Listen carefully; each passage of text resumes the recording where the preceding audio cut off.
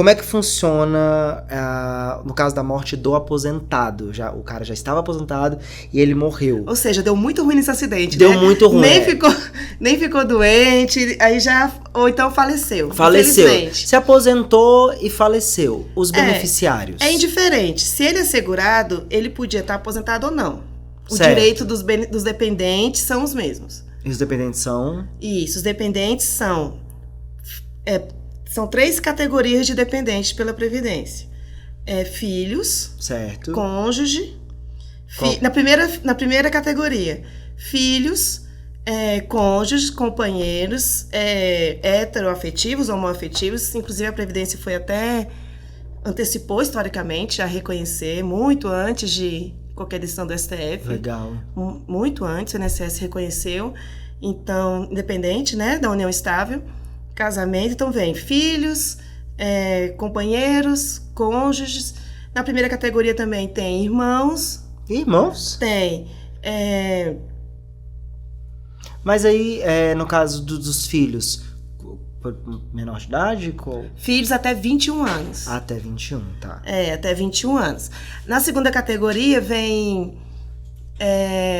não, até vou corrigir. Irmãos na segunda categoria. Tá. Correção. Pais, irmãos, mas desde que não existe a categoria... A primeira categoria. A primeira instância, digamos assim. Isso. Que não exista. Não é que não tenha requerido.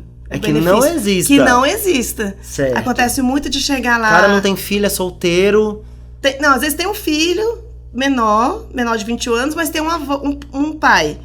Aí fala, mas meu neto não pediu o benefício, então eu quero. Não, você não vai ter direito. Entendi. Entendeu? Eu até brinco assim que os dependentes só aparecem na Previdência com o segurado na fase muito ruim.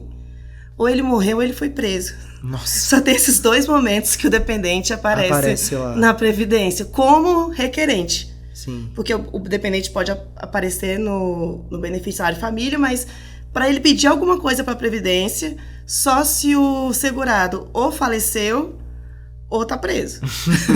Que é o auxílio, que é a pensão por morte ou auxílio reclusão.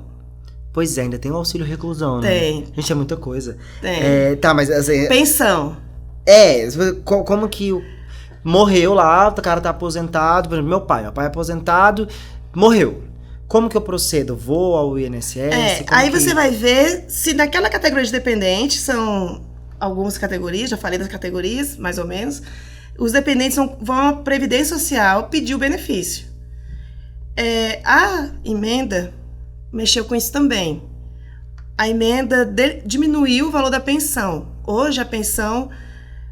Você perguntou, ele estava aposentado. Eu falei que era indiferente, aposentado ou trabalhando. Certo. Mas se ele estava trabalhando, não estava aposentado, o valor do benefício seria como se ele fosse aposentar naquela data, proporcional, digamos, da média dos salários dele. Uhum. Antes da emenda, era 100% desse valor, dessa média ou da aposentadoria. Após a emenda, é 50% desse valor, mais 10% por dependente. Nossa, então, se tem só um cônjuge, por exemplo, né, que ficou vivo, vai receber 60% daquele valor que o segurado recebe. Vamos supor essa questão do aposentado. Ele recebia lá R$2.000. Certo. O benefício vai partir de 1.000 mais 10%. Mais 10%. Mas comer em salário mínimo. Aí vai ser um salário mínimo. Porque essa renda, remuneração, é um salário mínimo. Não fica menor que o salário mínimo. Agora, vamos supor que tem os 4 filhos.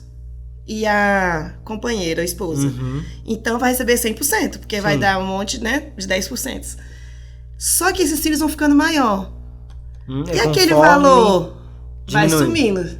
Vai diminuindo, meu Deus! Isso mudou também com a reforma, porque antes aquele valor voltava para o monte. Sim. Né? Então, era dividido por 5 pessoas. Ia aposentando, ia ficando maior, o companheiro ia recebendo mais. Agora não.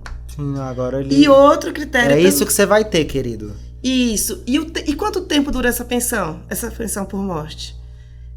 Quanto tempo? Vai depender da idade do que ficou vivo. Como assim? Vamos supor... Concorda? Pega aí o cônjuge como exemplo. Isso, o cônjuge. Um cônjuge supérstite, né? O cônjuge ficou vivo de 20 anos e um cônjuge que for vivo com 60 anos, é diferente a situação desses cônjuges, né? Porque esse aqui ainda está inserido no mercado de trabalho. Sim. Esse aqui vai receber pouquíssimo tempo. É uma tabela que está na lei de 3 anos até 20 anos. Então tem um teto ali. Tem um limite de duração. Certo. Agora, se o cônjuge é mais de 44, aí é vitalícia. Mais de 44 anos. Isso. É vitalício. Ou se ele for ficar incapaz durante esse período. Ou ele já é incapaz, ou ficar incapaz durante... Por exemplo, era para ele receber 3 anos. Nesses 3 anos, o cônjuge ficou incapaz, aí fica vitalício.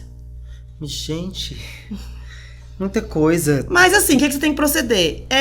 Se for maior de 21 anos, o filho não vai fazer nada, porque não vai receber o benefício. Se é um jovem, vai trabalhar. É isso. E se for... Agora, se tiver esposa, cônjuge, ou pais também, é muito comum ter pais que dependam financeiramente dos filhos. Isso, porque a diferença entre as categorias de dependentes basicamente é essa. A primeira categoria não precisa comprovar que dependia financeiramente do segurado. É porque ele tem direito, ele é presumido. Presumida essa dependência econômica. As demais categorias, elas precisam comprovar. Então, pais, vamos supor que o filho morava até com eles, era dependente financeiro do filho, que faleceu, que era segurado. Além de não ter outros dependentes, ele vai ter que provar que dependia financeiramente desse filho.